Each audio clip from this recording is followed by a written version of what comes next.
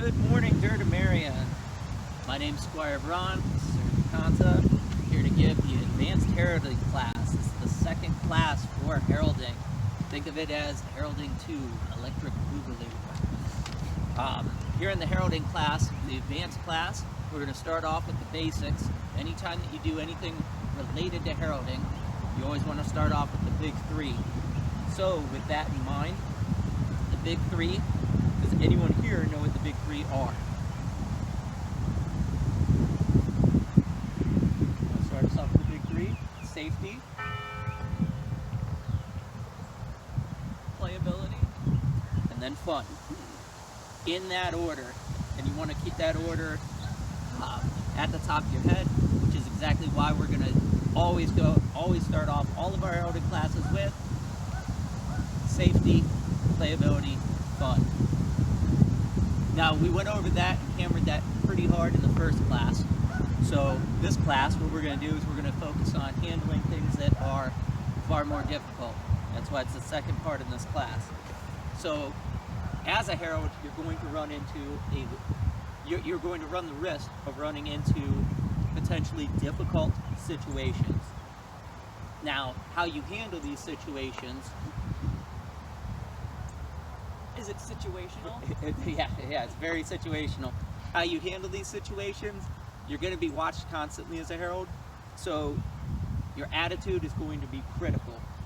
And I know we touched on this a little bit in the first class, but this is such an important thing, much like the big three, we're going to touch on it again. You have to be assertive. You have to be confident. You must control the situation. Keep in mind, as daunting as that might sound, you're going to be surrounded by your friends that will back you up regardless. And always, always, always keep in the front of your mind, you got this, okay? You got this, you can do this. Communication is going to be key, and people talk to people they trust. Communication is key, and people talk to who they trust. So that's going to be able to help you with the rest of this class if people are willing to communicate to you. In a perfect world, anything that happens on the field that seems odd or out of place, someone will come tell you. That could be anything from, hey, there was a broken bottle on the field over there, to, hey, I think Talon is cheating me. Runs the entire range of situations. One of the situations that's more common that you'll end up seeing is rising tempers. So everybody comes out here to have fun. Everyone wants to have a good time and fight, right? Some of us are fairly competitive, and being competitive can lead to rising tempers, correct? So with that in mind, you want to keep your eyes and your ears open when you're heralding on the field. You want to make sure that you're engaged the entire time. If I'm heralding the field, but I'm over here talking to my wife, I'm not engaged on the field, I'm engaged over here. I don't need that happening on the field. People will constantly come up to you as a herald to talk to you. You want to keep those very brief, those discussions very brief, and when they're talking to you, and this is going to be uncommon from what most people have been trained, anytime that someone talks to you, make eye contact and you listen to them. In this case, when you're heralding, it would be more of, here's the field, Chris will address whatever she needs to tell me, I will respond, but I will be keeping my focus on the field. You have to think of, like, if you're at a football game or a hockey game and the referees aren't paying attention to what's happening in the game, they're sitting here talking to each other, or they're talking to their friend on the side. Meanwhile, a fight is happening, or cheating's going on over here, there should be flags going on, someone should be in the timeout box. You have to pay attention to what's happening on the field. So that comes back to rising tempers, right? So the absolute nuclear option would be if a fist fight broke out on the field or something to that extent. That's pretty rare. It's extremely rare, but that would be the extreme case, and that's what we're going to try to prevent by having our ears open and our eyes open, right? So how can you kind of identify that? How can you nip that in the bud before fist fights happen, before things get out of control? You do it by watching and listening. So for example, a real easy one. So my eyes, my ears are open, right? I see a fight going on, and after the fight, because I'm watching 20, 30 people, I see Talon walking away, mad. He's either raised his voice, which I heard because my ears are open, see him throw his weapons down, which I can see because my eyes are open, right? You're going to want to nip that in the bud immediately. So, for example, we'll use Chris as an example. So I'm heralding. Chris is one of the fighters on the field. I hear her start swearing. F this, F that, whatever. She doesn't escalate it further than that, just blurts out an expletive, starts walking away. As the head herald, or any herald on the field, I'm not going to just want to watch that and, oh, okay, cool. No, in between the fight, hey, what happened?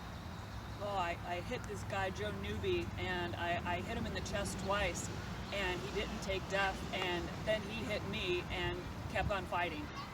Okay, what I'm going to do is I'm going to watch for that from here going forward, okay? 9 out of 10 times that's enough to mollify people. They express their anger. It helps release a little tension on their part. They got reassurance from the herald. I will start watching this. So when I line up the next fight, all right, fighters, ready? Before I call lay on, I'll be going to shift to a better spot to watch the person that she warned me about. And sometimes, if you do have a Joe Newby on the field and it's his first day or his second day, if you're, maybe this isn't appropriate at a national event, but if it's your home practice, say you've got 30 people on your field or whatever, you say, hey everybody, this is Joe Newby. It's his first day. Everyone say hi to Joe Newby. And everyone goes, hey, welcome, how's it going? Glad you're here. And then they know if they hit this guy and he blows off a shot, it's his first time, and everyone was new at some time, so maybe don't get mad at him, maybe help him learn the rules of the game. Always introduce new fighters. Chris is 100% correct on that. For starters, it creates a more welcoming environment.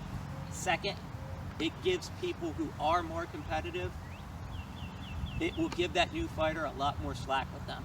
Because, much like you said, new people make mistakes. They don't always know the rules. Oh shoot, was it 2 limbs?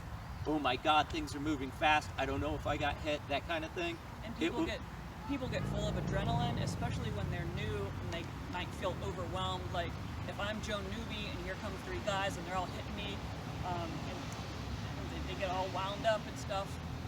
You've seen it before. Help them. Exactly. Another thing you might want to keep an eye on is unexpected outcomes. Okay? Now, what do you mean when you say unexpected outcomes? So, for example, if I have a highly skilled veteran fighter on a far flank, right? So they're on the far right side of their team, and maybe someone who's not quite as skilled or a newer fighter is on the far left side of their team, right? So these two are going to be engaging. Say I'm watching the field, right? So I can't always watch these two, but I do notice every time that the new person engages the vet is losing, and the new person keeps going. I might not have seen the fight, but that might be something I want to watch going forward. Could the new guy have gotten lucky? Absolutely. Does it happen? Yes, it does. Is it worth noting? Yes, it's definitely worth noting. Because if there's something unexpected on the field, you want to start keeping your eye on whatever that unexpected thing may be. This will help prevent people from blowing up.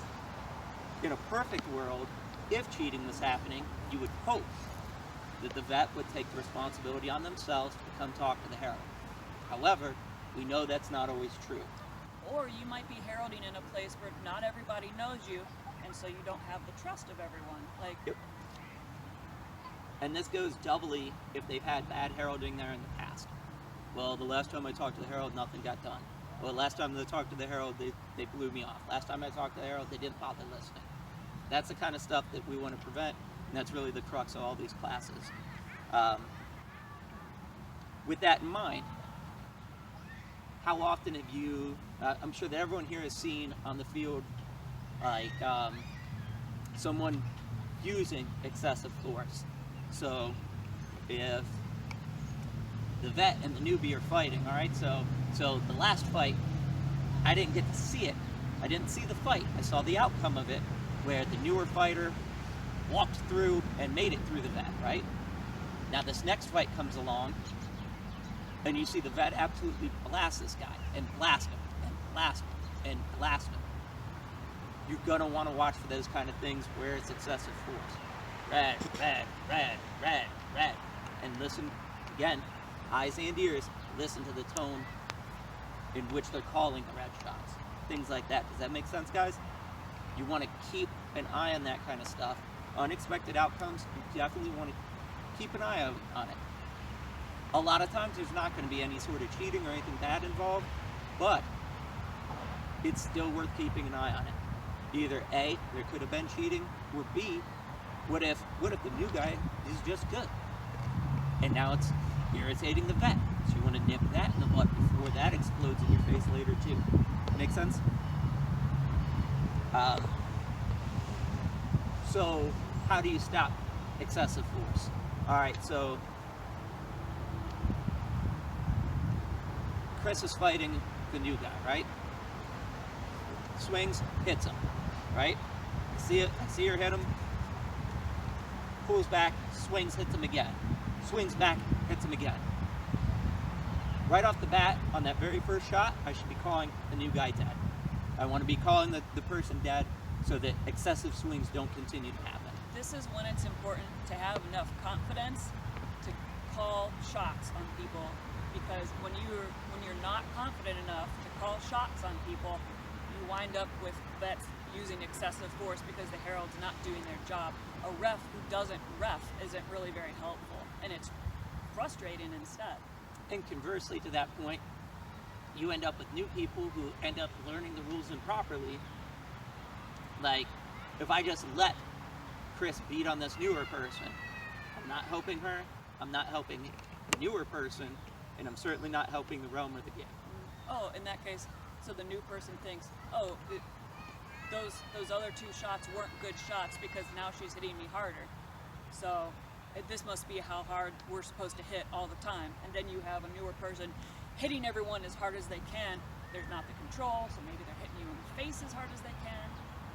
A common occurrence, a common outcome to this type of occurrence would be something like, so I see Chris hit the guy, I call the guy dead, right? Because that's my job as the herald. I'm going to want to address that anyways. I'm not going to want to let that just slide. After the fight, hey man, what happened there? You know that was excessive force. Oh well, this guy didn't take the hits last time. Oh well, this, that, whatever it might be. I need to have the confidence to make a call at that time to interact. Come on, you're better than that. You know this is this guy's first day. You're better than that. And again, I'll fall back on those words. A lot of times when people are, they're up here, their aggression, right? The situation is escalating.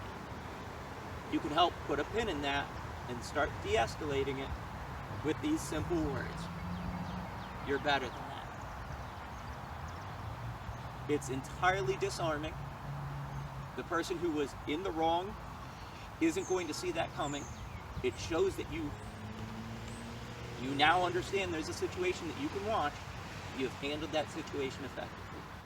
If it was excessive, so Chris hits the guy, I call the guy dead, Chris swings again, I'm yelling dead, dead, dead. If it's excessive, I might call Chris dead at that time.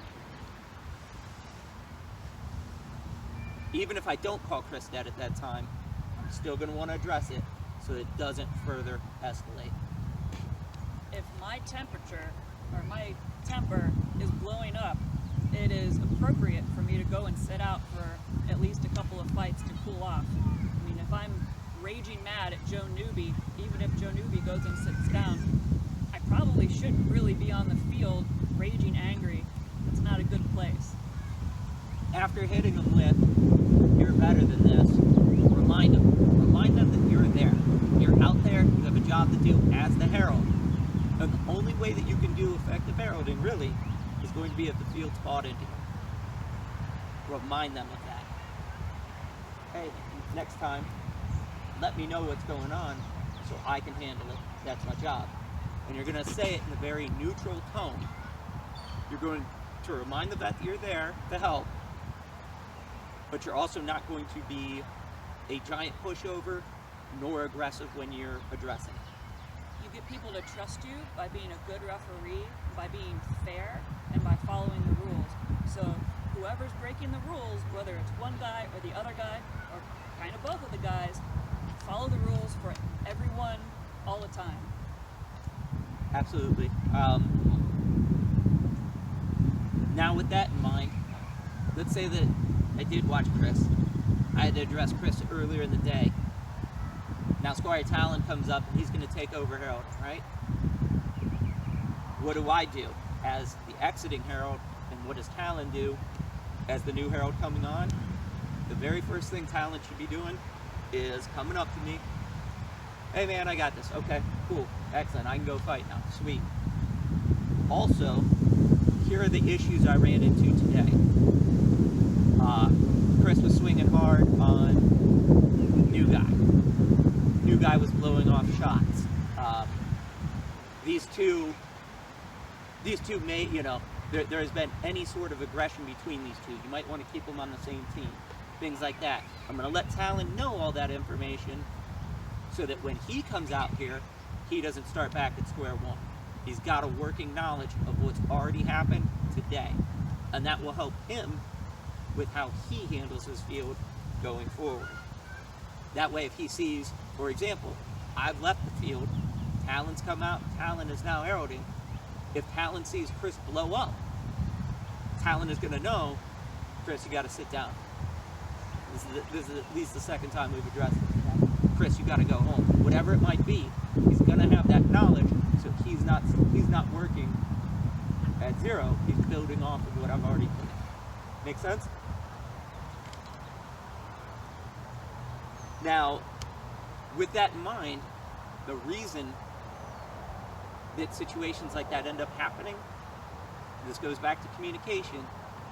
It happens because the fighters that are on your field don't trust you enough to come to you, and that's what we want to prevent. That's the whole reason you're out there. Now, let's say that I don't know Chris that well, and I see that she blew up, all right? I'm going to address it immediately because that is my job. I'm also probably going to want to get people that are close to her involved. For example, if I don't know Chris that well, and Chris just blew up on the new guy, I'm going to address her, and then I'm probably going to talk to her unit leader, or I might talk to her relative, or I might talk to her husband, whoever it might be that's close to her. I'm going to talk to that person. "Hey, just as a quick heads up, your guy was blowing up on the field. Try to keep an eye on him as well." Because as heralds, we can only do so much. We can't just watch one person all the time, right? So that's where having multiple eyes, multiple ears on the field will help you. And if you're doing it properly, what you'll end up seeing is that over the course of time, your job is going to get exponentially easier. I might have missed that Chris was beating on the new guy. However, maybe one of her unit mates is like, "Hey, just as a quick heads up, this is what happened." Make sense, guys? You don't always know. And they might not even come to me. They might not even come to me to tell me that. They might just take the personal responsibility as the unit member or the person that's close to them. "Hey, just calm down a little bit. You're getting a little crazy out there." And you don't always know what's going on in someone's personal life. So It's true. say if Braun gets mad and blows up on somebody, we don't know each other. I say, "Hey man, you're mad over nothing, like you're blowing up on this new guy, you're blowing up on this other fighter for whatever reason, you should go sit down for a little bit. And he's in a unit, or he's a squire, so maybe I'll pull his knight, or I'll pull one of his unit leaders or unit members and say, hey, your guy here is getting angry, can you talk to him a little bit? And because I don't know him, maybe I don't know, maybe his mom died, maybe his girlfriend dumped him, maybe his dog got ran over, and he's upset over something else that's going on in his personal life. You don't ever know. Maybe he just got fired last week or something, and he's kind of having a hard time right now, and any little thing just is magnified, you know? So it's things like that where you can pull in a friend to help you out. Everyone who's out here came to fight, right? Everyone that we're going to be dealing with as heralds came to fight for the purposes of this class, since this class is focused on the field. So if for any reason I tell Chris, you're dead, and she just refuses to die, or Chris, go sit down, you're done for a couple fights, and she refuses for any reason. I didn't do anything wrong. This guy over here is cheating me. This is bullshit. I understand, and we can address it in a moment. I need you to sit down for a fight. I will get back to you in just a moment. At that time, what I want to do is I want to keep the field going. Hey, Talon, can you take over for a moment? And then I'll address the person that I sat out. But I want to keep the field going. Keeping the field going, it's one of the critical responsibilities as a herald, right? Keep the field going, find your quick replacement, and then address it. Make sense, guys? Or, say in this case, it's right at the very beginning. I can address it while I'm watching the field. I can address it since she's dead. Does that make sense? If in the extreme example, say Chris is being 100% unreasonable, and she refuses to die, refuses to sit down, whatever it may be. You're somebody, I don't have to listen to you. I'm gonna go fight. Hold. Whatever. Hold. Whatever. And what I'm gonna do is I'm just gonna hold the field. What does holding the field do? It hits back on our number one priority, which is safety, right? This person's obviously not safe to fight, especially if they're giving it back to the herald, right? I'm gonna hold the field, and as soon as I hold the field, people are gonna take a knee, and they're gonna immediately look, oh my God, what happened? Hey guys, we just need to pause. I do need you to leave the field. You gotta go. It makes it so the one person is that guy. Yep. No one wants to be that guy. Because now this person's not just going to be mad at me. Now the person's not just going to be mad at the newer person. Now the entire field is sitting there like, just do what you're told. It's okay for someone to be mad if they're mad off the field. They can go Correct. be mad somewhere else, and they can go and vent to their friends or whatever. But you can't risk the safety of the field, the playability and the fun of the field just because someone's fuming angry. And it's not fun. No one else wants to fight with someone who's blowing up anger. It's true. Now let's take this and escalate it even a step further than that. So I tried what I tried, and it's still not working. Chris is mad enough, she punches the new guy in the face. Starts an actual physical fight. How do I handle that as the herald? Things are getting way out of control. The last thing I want on my field when it relates to me is any sort of chaos, right? What do I do? How do I handle it? The very first thing, as soon as the fight breaks out, immediately get help. Immediately. That's where you definitely want to get the person that's close to that person. Assuming that they came with someone, they're in a unit, they're a squire, whatever it may be. That's when you definitely want to get the person that is close to that person that can help calm them down immediately, right? So if a fight breaks out, immediate hold. This fist fight's going on. So I've got everyone held, the field is held. Ideally, they all took a knee. The people that are close to those people are probably going to get involved anyways at that time, because they're going to be able to see it just like you and the rest of the field. Got to be able to see what's going on, right? So what do I do next? So I've held the field. Always the first thing you do. Whenever anything weird happens, hold the field, right? So I hold the field. I'm going to attempt to de-escalate this situation. Now this is a little bit of a gray area here. You are not required to break up fistfights. You are not required to put yourself in danger. This is going to be more on how comfortable you feel, how well you know the two other people involved. So I can try to break the fistfight up, right? No matter what happens, anyone who is involved in a fistfight, they're done for the day.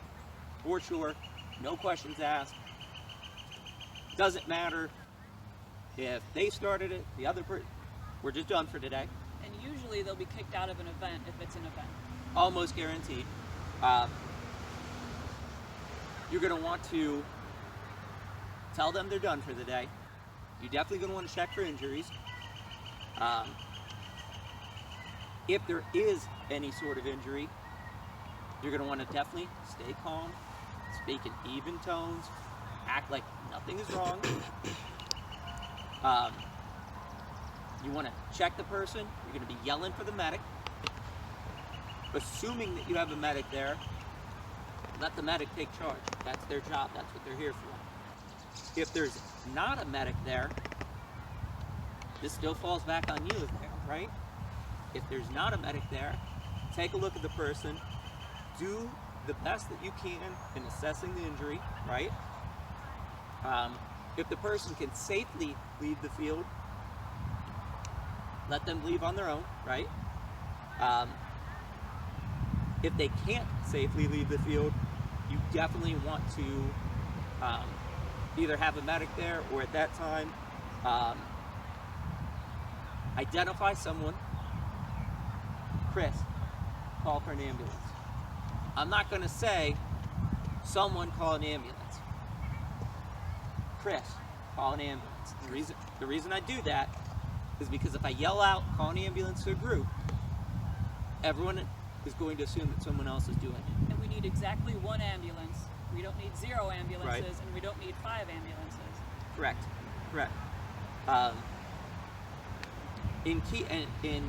In situations like this, say that we've had to call an ambulance. A lot of times, where fighting takes place, it's at parks, out in the middle of nowhere, well off the beaten path. Most of the time. Beltane would be a perfect example of that. Montgomery Bell, our fighting spots nestled way deep in the park. So, what I'm going to want to do is, I'm going to want someone to make the call, and then while that ambulance is en route, what I want to do is, I want to see if anyone who's close with it, assuming that the person can talk, you want to get any kind of medical history you can from them. If the person can't talk due to the injury, you want to find whoever's closest to him. Hey, what's this guy's story? Oh, well, he has an allergic reaction to bees or whatever. They might be able to give you some very pertinent information that could relate to whatever medical issues going on. So say it's me. Say that I get cranked in the head and I'm laying on the ground unconscious. The medic is checking me over and they've called an ambulance because I'm not waking up for whatever reason. A good person to get who knows about my medical stuff might be my husband, a family member who's there, say a squire, a unit member, someone who's close to them, a good friend, just anyone who is close enough with this person that they might know meds that the person is on, any conditions they have, maybe a heart condition, a bad knee, anything like that that would be important for medics to know about when the ambulance gets there. And if the person's unconscious or non-communicative, someone to go with them to the hospital who can help out. Absolutely. And in the meantime, while we're doing that, we're also going to be finding anyone else who is on the field. It doesn't have to be someone who's close to him. Hey, I need you to go to the front of the park, wait for the ambulance, lead them directly back here. Hey, I need you to be at the very, the gate to our little area. lead them back here once they get here. That way, as the ambulance is ambling on through, they will have a quick and unobstructed path to the person they need to see. Ambulances are wider than normal vehicles are, so we have to make sure if the ambulance is called, if we're not on a regular road, if it's like a weird dirt road or a one-lane road or something, make sure that everyone's cars are moved so the path is clear for the ambulance. So once that person gets carted out, right? Everyone's up here, right? Very stressful situation. Very, very, a lot of stuff going on. Oh my God, is this person hurt? Et cetera, right? You still have to take action. You're still heralding.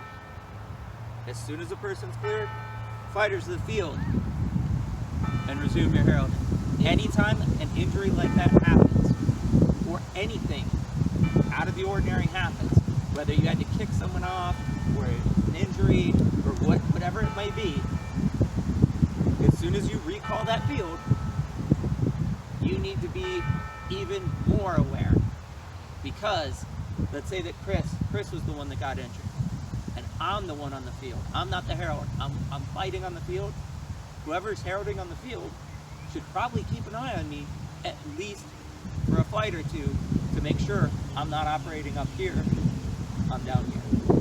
And if you just had to deal with something really stressful or really emotional, it's okay to be done heralding for the day or for a while until you have a break. So if I've just had to deal with someone who got knocked out, I've had to get the ambulance, I've had to get someone to bring the ambulance in.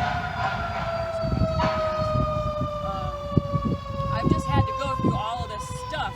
It's okay for me to say, hey, do you mind tapping in for like half an hour, something? I need a break. I've got to get like a snack and a drink or something and wind down from this for a minute. I'm up here right now. And that is A-okay. So if I'm the person that she's asking, the very first thing that I do, is there anything I need to know about on the field? Oh, well, this guy has been blowing off shots and I've sat him down. He's on his last warning. The guy who went in the ambulance, he's gonna be okay. His mom went with him, and Joe Newby is over there, and he's still learning. Okay, awesome. Enjoy your break. So, the real moral of the story, and one of the big takeaways from this class, if you take nothing else away, as a herald, people are relying on you to take action. You must be willing to take action. You're gonna be surrounded by friends that support you. Other fighters, even if they don't like you, they should have at least a modicum of respect for the position. Take action. Don't be afraid. Be confident. Be assertive. You're going to make mistakes as a herald. How do you recover from a mistake? I thought I saw Chris get hit, so I called Chris dead. Turns out she didn't get hit.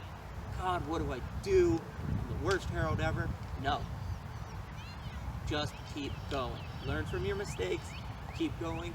You're gonna make mistakes, and that's okay. The only way to get better is by doing. It's okay to make mistakes. Usually, if you see someone get hit and they deny getting hit, you're probably right. They probably did get hit. No one likes to be called a cheater. So if I see Braun get hit in the chest or the leg or whatever, and I say, hey man, you got hit, and he says, I didn't get hit, or it was real light, I can say, okay, well, it looked like a good hit, so watch it in the future. You're probably right. You probably did see a hit. And I want to point out, the call still stands. Whatever call you made, stand by it. Stand by your calls.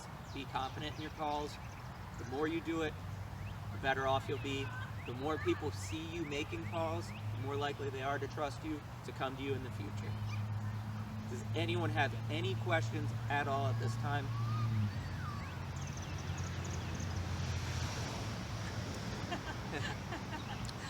I want to thank everyone for showing up today.